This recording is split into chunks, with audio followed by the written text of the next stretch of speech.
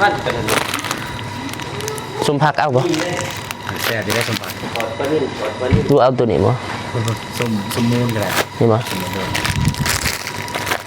นี่เลยเอาบ่ เอาตัวไม่เนี่ยพยันมันอันนั้นต้มตับแล้วมันเก่าแห้งไก่จังหน่วยจังหน่วย เอาตัวนี้เนาะ ตัวโลบ่ แม่นนะมันว่าลูกของ ลูกแล้วเหมือนจะเอาตัวโล ดูเอาซองใหม่บ่ แจ่ว จะได้เจานี่มา พอดีเนาะพอดีเลยบ่เนาะพอดีบ่ เท่าไหร่ล่ะ พอดี50 50เอาอีกบ่ 30 40 50 60แต่10พัน พอแล้วเนาะ เป็น10พัน มันอยู่มันยากบ่สนใจเอง โอ้บ่ได้ใส่กระเป๋านี่แล้ว เท่าไหร่ล่ะ ยัง10พันจับเด็กโอ้บ่แม่นได้60ถืออันนี้ค่าชิ้นหมูลงแต่ ว่ายัง10,000บ่ฝนก็ลงพออยู่ติเนาะ3คนบ่แม่นว่าอันนี้เนาะเมารถเกียมเอากินก่อน ไม่ได้อาบน้ำพวกไอ้กับน้องเขานอนเลย ไม่ได้อาบน้ โดยมาอาบตอนเช้านี่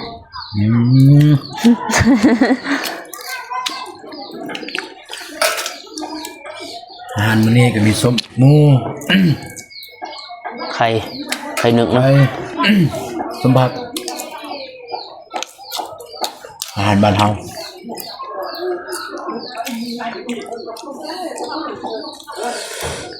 ฉะนั้นก็เดินทางต่ออีกไปภารกิจบ้านนี่แหละ ได้ บ่ทันแล้ว2 มื้อแล้ว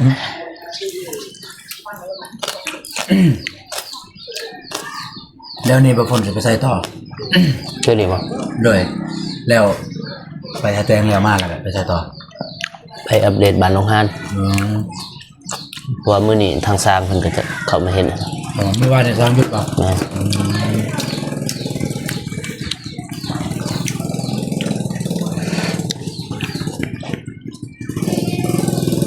อันบ่ตุนบ่คาก็มันจะสิไปกัน เลยดีคือกัน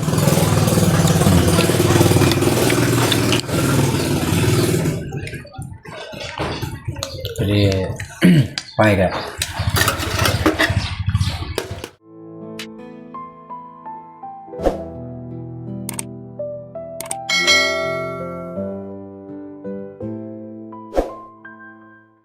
โอเคเนาะพี่น้องตอนนี้เบาฝนก็ได้เดินทางมาหาทางเบาตูนคือเก่าเพราะว่าคือมื้อนี้เบาฝนก็ต่อภารกิจวานนี่แหละที่ว่าเบาฝนได้ลงคลิปของเบาตูนกับน้องบอง แต่ว่าวานนี้ก็ถือว่าบ่สำเร็จว่าซั่นซะเวียกของเบาตูนหรือว่าของน้องบองเพราะว่าห้านปิดก่อนเนาะก็เลยว่าสิต่อมื้อนี้อีกสิไปพี่เจ้าไปเบิ่งไปชมนะว่าเบาตูนสิ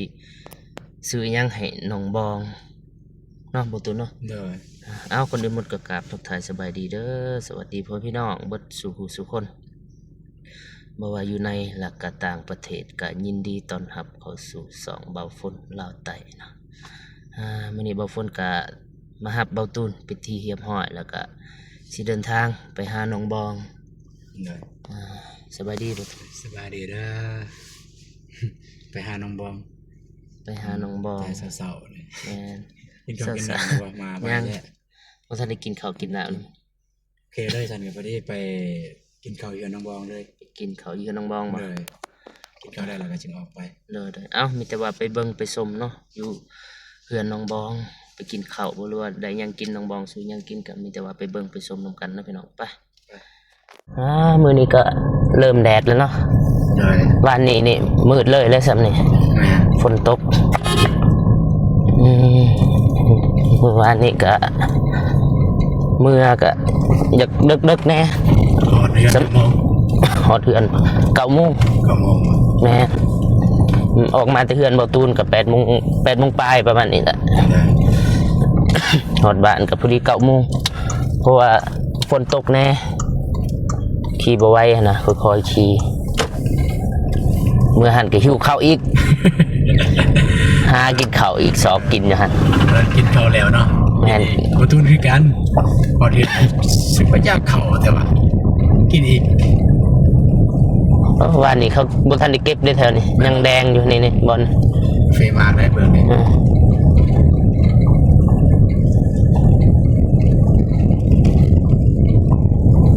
ซอยเข้าบ้านบ่ตูนเนาะนี่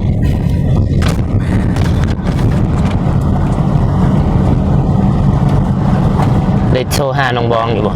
เพิ่นอยู่เฮือนบ่ แม่นเมื่อวานนี่นัดแล้วเด้ว่ามื้อนี้ให้อยู่เฮือนเด้อว่ายังภารกิจยังทันสำเร็จเด้ สิไปซื้อเครื่องให้น้องคนนึง ยานว่าเพิ่นลืมอีกไปพอดีแล้วไปจอดหันได้หันพุ่นวะหันได้ อะไรก็ได้เลยซื้อของกินบ่ แม่นมาซื้อของกินสิจ่ายมื้อนี่ให้บ่ตูนกับน้องบอง สิจ่ายให้กินเลย เด้อ เยอะ บ่เกินหลาน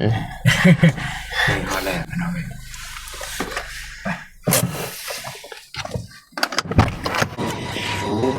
แกผมรอบเลยใจแรกผมแก เท่าแก่ตูนเนาะกินยังมื้อนี้ตูน แต่นะแต่บ่ซื้อ ซุมผักเอาบ่ แต่ที่ได้สมบัติ ปอดปลานิ่มปอดปลานิ่ม ดูเอาตัวนี้บ่ ส้มมูนก็ได้ นี่บ่นี่เด้เอาบ่ เอาต้มไม่เนี่ยเพราะยันมันอันนั้นต้มตับแล้วมันเก่าแห้งไก่จักหน่วยจักหน่วย เอาตัวนี้เนาะ ตัวโลบ่ แม่นนะมันว่าลูกของ รูปแล้วเหมือนจะเอาตัวโล ดูเอาซองใหม่บ่ แจ่ว จะได้จะนี่บ่ พอดีเนาะพอดีเลยบ่เนาะพอดีบ่ เท่าไหร่ล่ะ พอดี50บ่ 50เอาอีกบ่ 30 40 50 60แต่10,000 พอแล้วเนาะ เป็น10,000 มันอยู่มันยากบ่สนใจเอง โลบ่ได้ใส่กระเป๋านี่แล้ว เท่าไหร่ล่ะ ยัง10,000จับเด็ก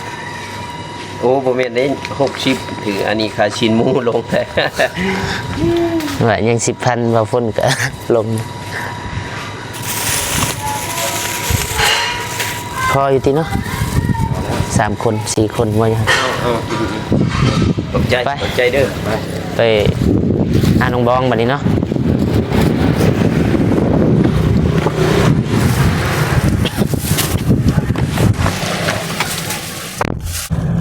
ไปบัดนี้ไปหาน้องบองเอาของกินไปให้น้องแล้วก็ทางทีมงานเฮาทางเบาตูนแล้วก็เบาฝนก็สิไปกินข้าวอยู่เฮือนน้องเลยบัดนี้ เลย ถือว่าเบาฝนครั้งแรกบ่มากินข้าวอยู่เฮือนน้องบองแม่ ประตูน บ่ก็มีอยู่เทื่อนึงตอนขึ้นเฮือนหั่นแหละ คือเฮือนใหม่เนาะ แม่แต่ว่ามาถ่ายคลิปแบบว่าแนวนี้นะมายามแนวนี้ก็บ่เคยไปกินข้าวเฮือนน้องเพิ่นมื้อนี้ก็ครั้งแรกแหละแม่นโชคดีของเบาฝนได้กินกับน้องบองแล้วก็เบาตูน เป็นขยายหาดเลย นี่บ่ เฮ็ดทางหน่อยนะ จะได้เรื่องห้องน้ำน้องก็เลย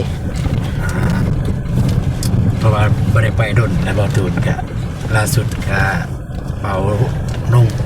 เอาโกกไป ประตูยังใส่เรียบร้อยแล้ว แต่ว่า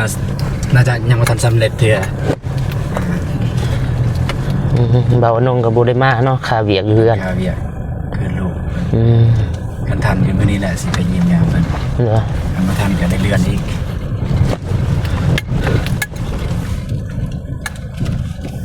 ผู้ชายผู้หญิงบ่ลูก ผู้หญิง ผู้หญิงบ่เป็นผู้หญิงบ่ซองบ่หรือว่าผู้เดียวบ่ ซ ลูก องเลย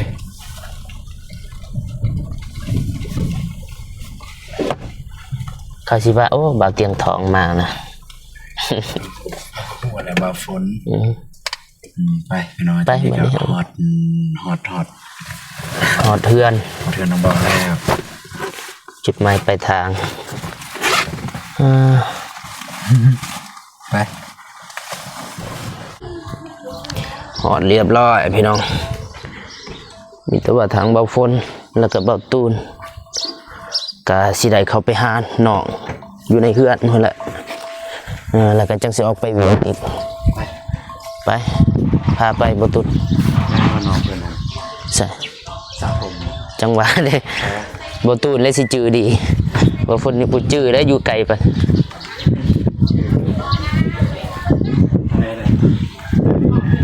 แม่นวะ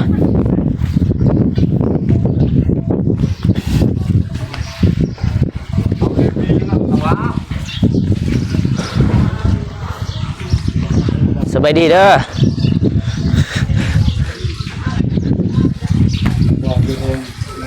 โอ้มาแต่น้องบองสบายดีเด้ออยู่ห้องน้ำสบายดีพอพอน้องบองสบายดีเด้อ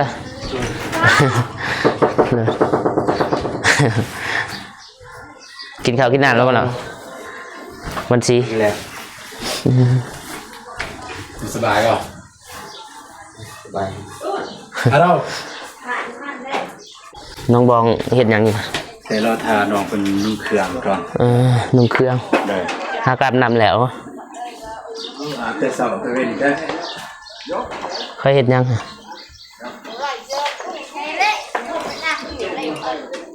เห็นยัง ทมบ่ทมยังทมหนักบ่ ตรงบอลอาบบอลยังไง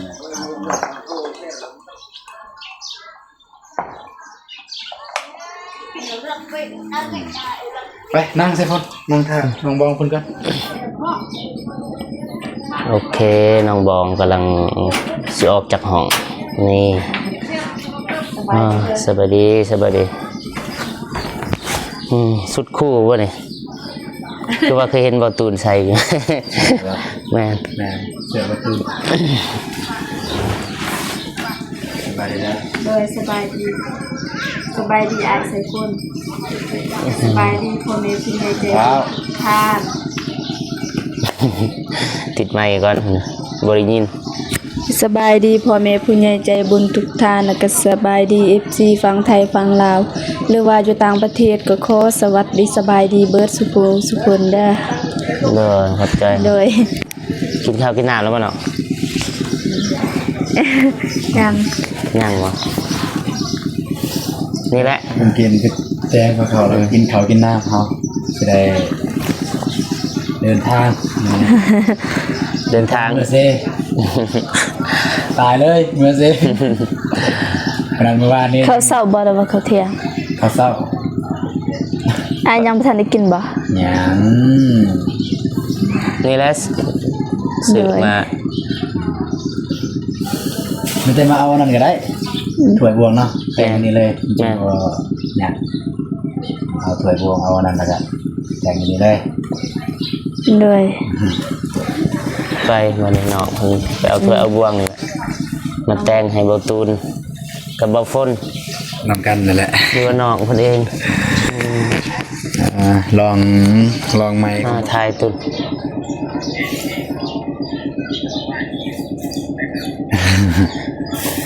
อยากเข่าอีหลีได้เนี่ย สุดรอฮะ สุดล้อแล้ววะเนี่ย วันนี้ไปซื้อเนาะ นี่แนวมักเนี่ย ไปเชียร์เที่ยวเนาะวันนี้เนาะ แมนผ่านปิดจ้ะโว้ยไปมื้อนี้เนี่ยต้องได้ซื้อยาไว้เด้อลงไปจักหน่อย ซื้อยาให้น้องบองยาแก้เมา แกเมาวะ เลย เมื่อวานเนี่ยไม่ได้ซื้อ รับในเลยวันนี้น้องเพิ่น เพิ่นนอนเลยนะ นอนคารถเลยเขาได้ทายว่าตอนเพิ่นนอนรถ ทายอยู่หน่อยหนึง ตอนบตุ้นแบกมานี่บนท้าย ตอนบ่ตุนแบกเลยพัดบ่ฝนบ่ได้ บได้ บันทึก อีกสับ อืมบ่ได้แบกดอกนั่นนี่มันแต่ ประคองซื้อ ของเอาเนาะ ประคองซื้อว่าน้องเพิ่นเมาแฮงโอ้อันตรายเด้เมารถเนี่ยลำบากได้เมารถ เมารถเนี่ยบ่คือเมาเหล้าเมาเบียร์เด้เมาเหล้าเมาเบียร์เนี่ยบางคนเมาแล้วอยากนอนเลย เมารถมันนอนบ่ได้ที่วิน เมารถ หัว เนี่ยนอนบ่ได้วินหัว ปวด นอน หา ก็บ่หลับปวดหากนั่นน่ะแล้วเมารถพอดีไปจังน้อยจะให้น้องเพิ่นนั่งหน้าบัดนี้คันนั่งหน้าเนี่ยจะบ่เมา อืม อืม แล้วแต่น้องเพิ่นดอกยัน คันนั่งหลังเนี่ยเอ้ยเมื่อวานเนี่ยเมาอีก กันว่านั่งหน้าบ่เมาก็นั่งหน้า นั่งหน้าเอาโอเคพี่น้องเอ้ยรอท่าทางน้องบองเพิ่นเอาถ้วยเอาบวงมาก่อน เด้อมาแล้วน้องบองเอาถ้วยเอาบวงสิแต่งผ้าขาวผ้าหน้าสู่กันกินนะพี่น้องเป็นแม่ซีเฮือนนะต่อไปลองไป วาสนาผู้ใดเนาะ วาสนาเบาตูน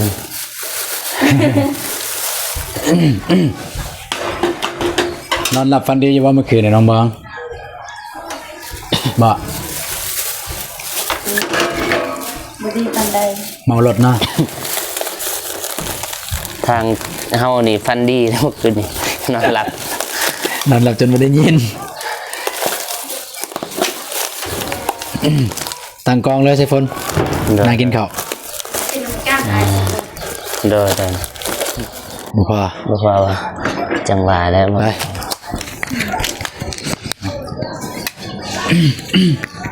มาเด้อคุณพี่น้องเอ้ยมากินข้าวเด้อ มาเด้อกินข้าวเช้ากับสามสหาย สองสหาย สองสหายแล้วก็กับ กับแมนกับประพลซาน ครั้งแรกเนาะบ่พุ่นมากินข้าวแม่นบ่ เลย มาฮูนำเด้อยานมีทางอื่นจะสิฮู้บ่ตูนก็ได้น่ะน้องบอกน่ะ เลย ฮ่า บ่มี คิดว่าเคยมากินก่อนหน้านั้นบ่ เลย ว่าบ่เคย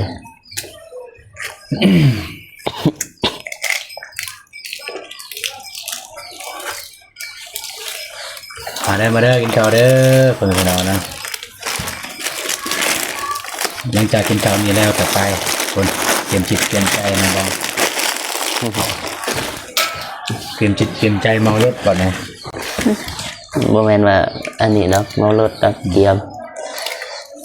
เอากิน ก่อนเลย บ่ได้อาบน้ำพวกไอ้กับน้องเขานอนเลย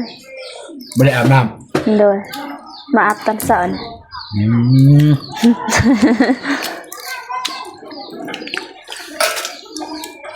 อาหารมื้อนี้ก็มีส้มหมู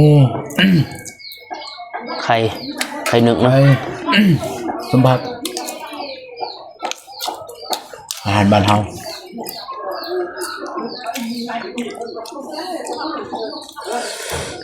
ฉะนั้นก็เดินทางต่ออีกไปภารกิจบ้านนี่แหละ ได้ บ่ทันแล้ว2 มื้อแล้ว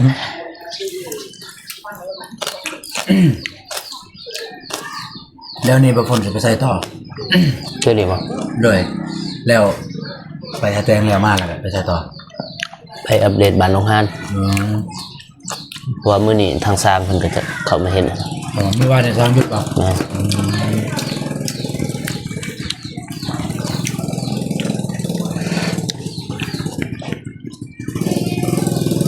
อันบ่ตุนบ่คากับมันจนสิไปกัน เด้อดีคือกัน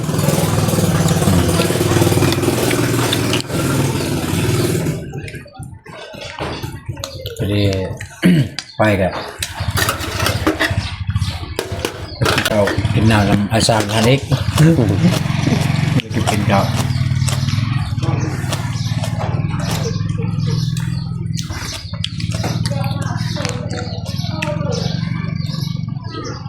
คันสร้างเราบ่เปลี่ยนใจเด้ยันว่าค่าเวียกด่วนอันนี้นั่น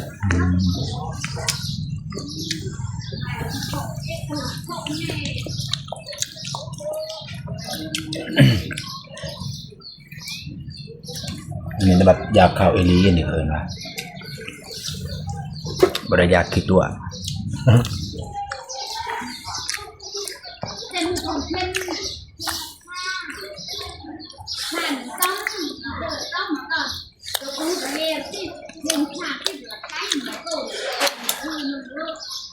บรรยากาศดีเนาะมื้อนี้เนาะปลอดโปร่ง พี่น้องสมพักทางไทยเอิ้นอย่างเนาะสมพักเสียนบ่แล้วก็ผักกาด อันนี้บ่ผักกาดอัน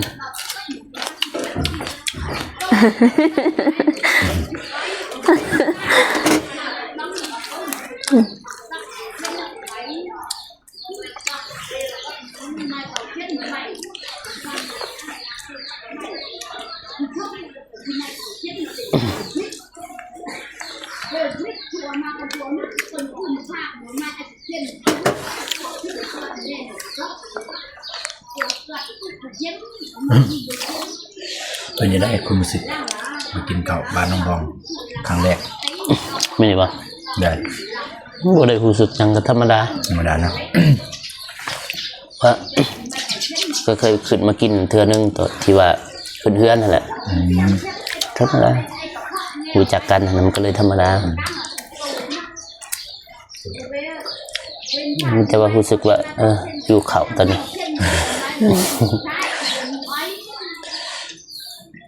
มันจะมาพูนแล้วมาเลย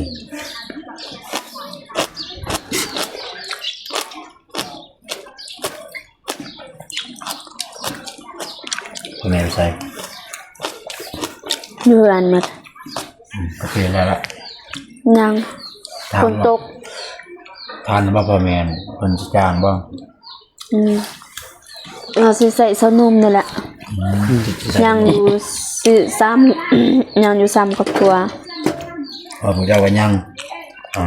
ชนุ่มบาทเนาะ โดย กับคนอื่น เสานุ่มมันบ่24คนเสานุ่มจุ3ค่ะ มันจะแล้วเลยแล้ว บ่แล้วเก็บกาแฟนี่บ่แม่นสิง่ายเด้ เขาจิบเลือกเอาเนาะ เหนื่อยคันฮูดนี่แล้วดู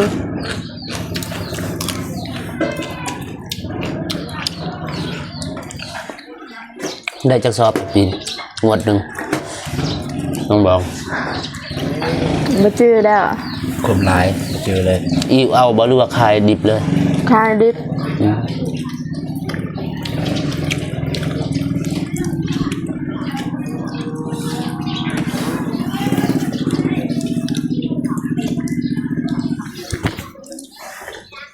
คือที่หลายเลยมันสาวปลายคนเก็บ เก็บบ่แล้วน่าจะลายบ่ตุน ส่วนกาแฟน้องบองตั้งแต่นี้ครับฮอตสารกวนนี่ไอ้พวกนั่นน่ะขอเดือนลังนั้นมานี่ ไปทางไหนทางนี้บ่ ไปทางสวนอ้ายน่ะ อยู่แจ้หัวพระเจ้า บนชามันแหกบ่มันมีซอยเข้าไปแล้วก็ เข้าไปทางส่วนบ่อเจ็บอัน บนสุดเลยนะ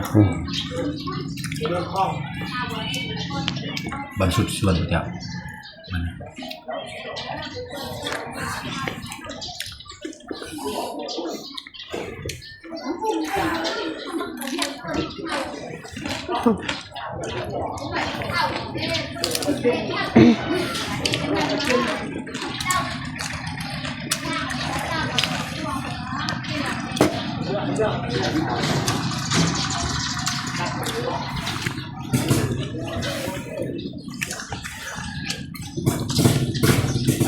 อันใหญ่เนาะเรือนนึง 15 เศร้า นั่นนี่บ่ เพื่อนผู้ใด เงินลุงเมื่อวานนี้ยินอยู่ลุงเว้ากับผู้ที่มาจดสมาชิกบ่แบบ ผู้บ่แม่นสมาชิกผู้ที่มาจดพลเมืองก็ถามว่าคือว่าเฮ็ดเทือนใหญ่เถอะลุงก็บอกว่าเฮ็ดเทือนใหญ่นี่ก็เพื่อลูกหลานก็คือเพื่อพวกน้องนี่แหละแต่ก็พอมาฮอดซุมื้อนี้ก็แยกย้ายกันแล้ว ตอนนั้นก็เพื่อพวกน้องนั้นเพิ่นว่า ทั้งใหญ่ทั้งสูงอีก ดีบ่เป็นไงทางยาวสูง 4ห้องนะ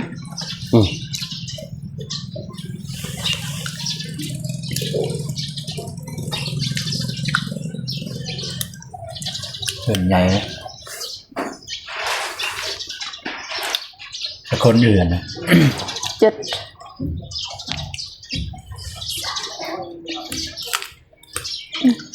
ฮอด7บ่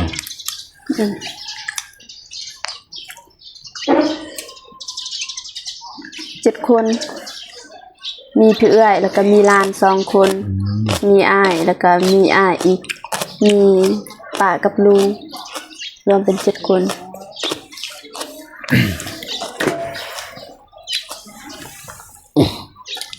กินข้าวเด้อ ไม่เท่าบ่ ป่าเนี่ยนั่น น้องบอง โดย น้ำหมักหยอกเขาด้วย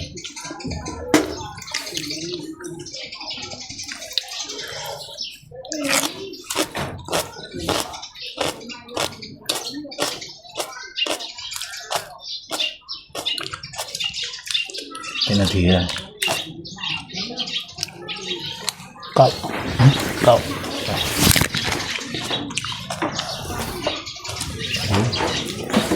ดีแล้วพอดีเลย ได้หรือสาว ฮะ ได้หรือสาว หมดแล้ว บ่ละ ปิดบ่ เปิดแล้ว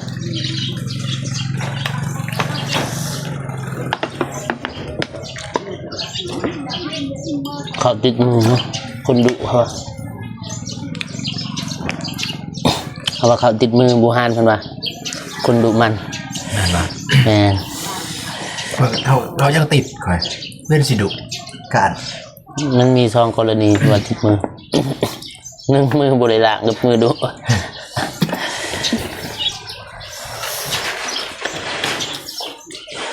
สีทวงคือว่าใส่ชุดเก่าอยู่ เพราะว่าสิไปเวียกันนะบางเสาร์นี่ก็เลยใส่ชุดเก่าคือที่ขันครับ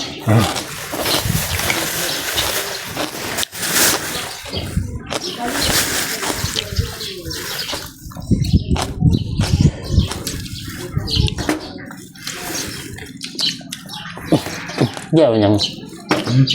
วันบานเจียวยัง เจ้านั่ง เห็นบ่ เรื่องนั่ง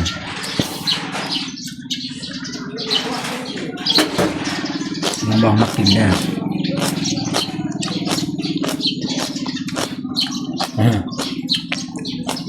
อิ่มแล้วเนาะ อิ่มแล้วน้องกินแล้วก็เช้านะ เมียเสียวเนาะเบื่อเอิญน้องแล้วมันเอิญเมียเสียว น้องก็ได้เนี่ย ถ้าบอกตัวดีอิ่มล่ะ ดีมาเลยขอบคุณครับ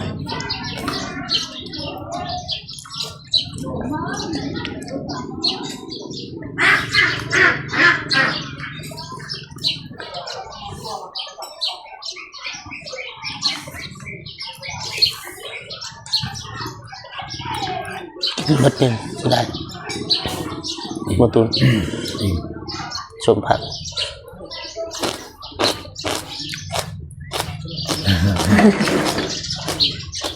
สีว่าเวลากินข้าวบ่ให้กินแบบว่ามีเสียงดังแจ๊บแจ๊บแจ๊บแจ๊บมันบ่ได้เนาะ ยังติดมาอีกเนาะ ให้ติดใหม่ยังได้ยินคือด้วยเรากินผักจังซี่นะพี่น้อง มันกรอบเนาะ มันกรอบผักมันก็จริงมันก็ต้องดังอยู่แล้วอะไร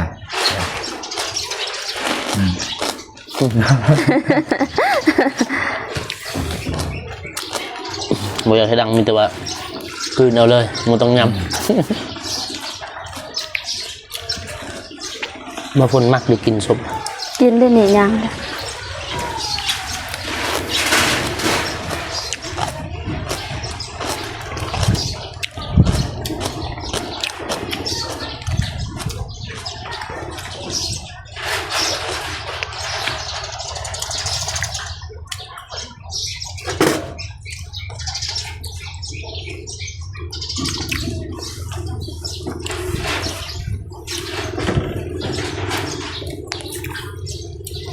ชมผักมันเบิดก่อน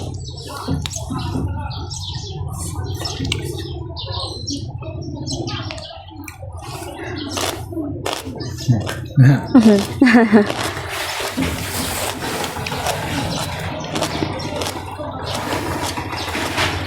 คอิ่มแล้ว อ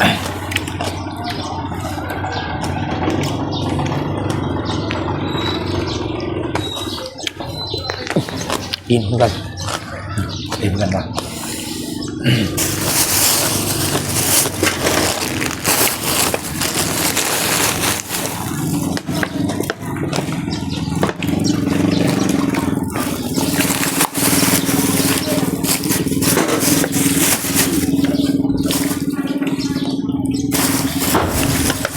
ใช่ เสียงแหบๆเนี่ยมึงเสียงแหบๆเนี่ย เลยเป็นยังมาก บ่หูคือกัน เป็นยังมากเสียงแหบ เป็นน้ำอากาศบ่ มาจะ เป็นแบบเป็นหวัดเป็นเสียไข่ๆเนี่ยยานมาก ระเทือนเนี่ยกินหมดเลยฮะ ใส่กระเทินหมดนะ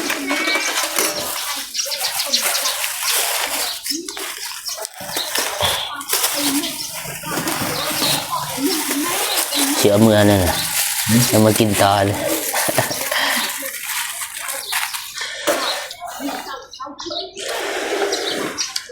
ส้มปลาเนาะมันส้มหมูเนาะ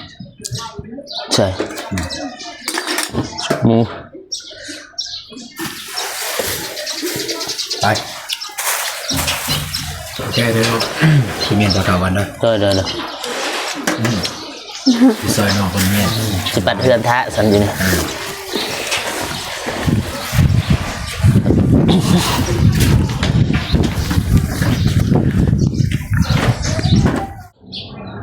โอเคเนาะพี่น้องตอนนี้ก็กินข้าวกินน้ำเรียบร้อยแล้วก็ เลย อิ่มเลยที่บัดนี้ อิ่มแล้ว อันอิ่มก็มีแต่ว่าสิเดินทาง ไปซื้อเครื่องหรือว่าสิออกตลาดเนาะเบาตูนแล้วก็น้องบอง3คนเฮานี่แหละ เราจะถามน้องบองก่อนเพิ่นสิไปบ่ ลองถาม ไปบ่น้องบอง แต่ว่านั่นนี่จุดประสงค์ของคนไงมันอยากให้น้องบองคนไปน้ำ เด้อ แนวนั้นนะที่จริงเนี่ยบ่ตูนกับคือที่ไงบ่อยากให้น้องคนไปเพราะว่าน้องคนเมารถนะ เด้อ แต่ว่าจุดประสงค์ของไงอยากให้น้องคนไปน้ำอยากให้น้องคนไปเลือกเอา เด้อ มักแบบใดนะ เด้อ มันจะมีสีบางคนเกิดขึ้นประมาณว่าน้องคนเมากับให้น้องคนไปสิ เด้อ แต่ว่าจุดประสงค์ของยายเพิ่นเลยอยากให้น้องคนไปเพิ่นคือเลือกเอาเองเลยนะได้บ่มื้อนี้ ไป สิว่าเมายังเมาอยู่บ่ บ่ บ่เรือ คำสั่นก็ไปเดินทาง ไปเดินทางไปมันจะบ่พ้นก็สิขอจบคลิปเนาะพี่น้องเพราะว่าทางเฮาก็สิเดินทางออกไปตลาด คนอื่นหมดบ่ฝนก็ขอบอกขอบใจคุณยายใจบุญ FC ทุกท่านเนาะที่เข้ามาเบิ่งมาชมคลิปของบ่าวฝนแต่จนจบถ้าหากว่าบ่าวฝนว่าจะผิดพลาดประการใดก็สามารถตำหนิติเตียนบ่าวฝนเนาะบ่ว่าจะตำหนิทางคอมเมนต์หรือว่าแชทหามาตักมาเตือนหรือว่าตำหนิติชมก็ได้เนาะพี่น้องบ่าวฝนยินดีที่จะปรับปรุงต่อไปเอามื้อนี้บ่าวฝนก็บ่ลาห่างเนาะพี่น้องพอๆกันคลิปหน้าสำหรับคลิปนี้บ่าวฝนขอกล่าวคำว่าสบายดีเด้อแล้ว ส ก็ บายดีเด้อ ต่อคลิปบ่าวตูนเนาะมีแต่ว่าไปเบิ่งต่อแต่นี้มีแต่ว่าไปเบิ่งคลิปของบ่าวตูนต่ออีกเนาะพี่น้องบ๊ายบาย บาย